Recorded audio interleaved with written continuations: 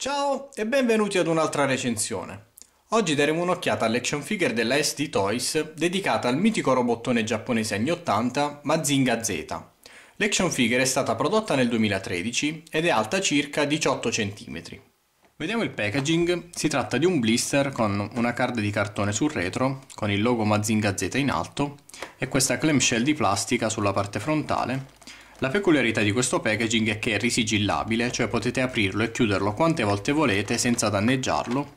Questo è possibile perché vedete la clamshell è fatta in modo da avvolgere la card, quasi aggrapparsi ad essa.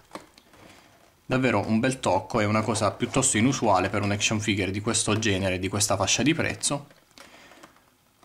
Sul retro abbiamo un'immagine dell'action figure e alcune scritte che in realtà sono in spagnolo, quindi ve le metto a fuoco ma non penso vi servano più di tanto.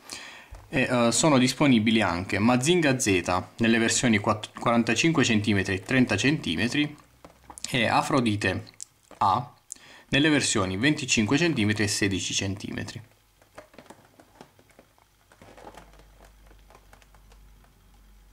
Prima di iniziare la recensione volevo mostrarvi l'immagine presente sullo sfondo della card. Guardate che bella questa immagine di Mazinga Z. Davvero un bel tocco da parte della SD Toys. Inizierò questa recensione in maniera inusuale partendo dagli accessori, poi capirete il perché. L'action figure ha come accessori questa base enorme, vi faccio vedere una comparazione con Mazinga, guardate quanto è grande. Molto ben dettagliata, vedete, con tutte queste parti scolpite in rilievo. Due gradazioni di grigio, più chiara e più scura, e questa linea gialla sulla parte esterna. È presente un unico peg, un unico pirulino, che va inserito nell'unico foro presente al di sotto dei piedi di Mazinga. Inoltre abbiamo questa fessura, all'interno della quale potete inserire questa targhetta con il nome del personaggio e della serie. Davvero molto bella come base. Poi abbiamo sempre come accessori questo modulo volante. Ora io non ricordo bene i termini tecnici dell'anime, del cartoon, perché è una vita che non guardo una puntata, quindi mi scuso se farò delle gaffe. Comunque il modulo volante è molto ben dettagliato per essere un oggetto davvero piccolo e piccolissimo. E ha persino le ali, vedete, che si possono aprire grazie a delle cerniere. Delle piccole cerniere. Abbiamo persino qui le turbine dipinte di grigio argentato e come avrete intuito questo modulo volante, una volta chiuse le alette, le ali, può essere inserito nella testa di Mazinga, nella parte alta della testa di Mazinga, proprio come il cartoon. Quindi una bellissima feature, purtroppo realizzata non perfettamente. Questo perché vi mostro subito. Il modulo volante sta nella testa di Mazinga in maniera troppo loose, troppo allentata, vedete? Si muove troppo e cade facilmente se rovesciate il personaggio. Quindi la realizzazione, la feature è molto carina, è molto particolare, però è realizzata non perfettamente. Secondo me la SD Toys avrebbe dovuto fare la parte alta della testa di Mazinga piuttosto che di plastica dura, che tra l'altro è molto fragile, quindi può rompersi facilmente.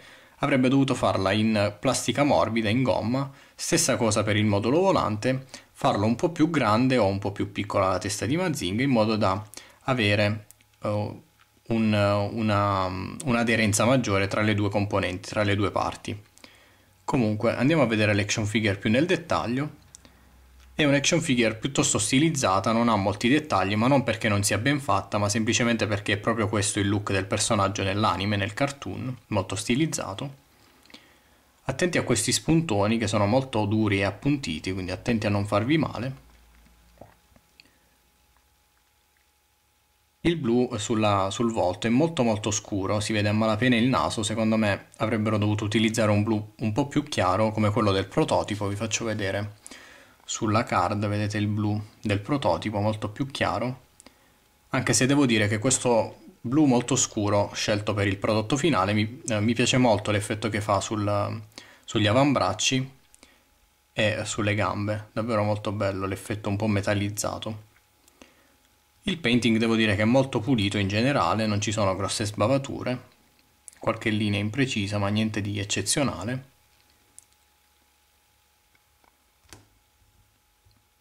Abbiamo questo nero lucido, vedete, sulla parte alta del torso e sul bacino, questo blu metallizzato sugli avambracci e sulle gambe, e questi alettoni rossi tipici di Mazinga Z, che si distinguono da quelli del grande Mazinga perché sono separati, vedete, un po' più squadrati, mentre il grande Mazinga ha un unico alettone rosso a V, che se non sbaglio utilizza anche come boomerang nel cartoon.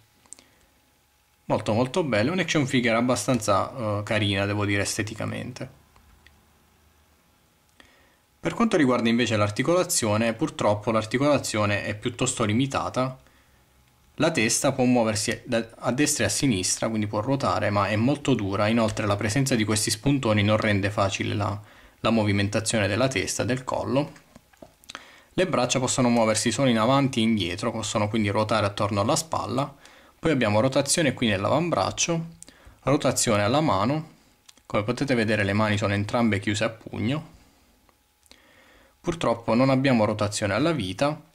La gamba può andare in avanti e indietro, ovviamente avendo un taglio obliquo come potete vedere, la gamba ruota nell'andare in avanti e indietro.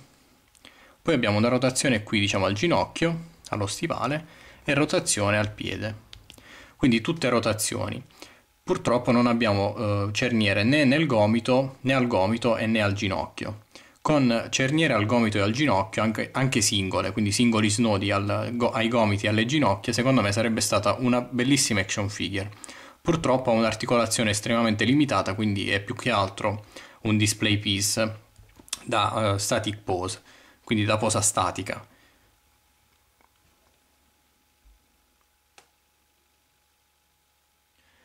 Per concludere, questo Mazinga Z della SD Toys è sicuramente un action figure non perfetta, ha dei limiti piuttosto evidenti soprattutto nell'articolazione, tuttavia è piuttosto economica. Io l'ho acquistata su Multiplayer pagandola 15,90 €, compresa spedizione perché ho acquistato altra roba, vi metto il link nel box informazioni. Quindi se desiderate un action figure di Mazinga Z senza voler spendere troppo, è sicuramente l'action figure che fa per voi. Se invece avete disponibilità oppure semplicemente vi piacciono le action figures dal fun factor elevato, quindi con tanti accessori, tante parti intercambiabili e tante funzionalità, vi consiglio di andare su quelle giapponesi, come ad esempio quella della Bandai della serie SRC, Super Robot Chogokin. Quindi detto questo io vi saluto e vi do appuntamento al prossimo video. Ciao!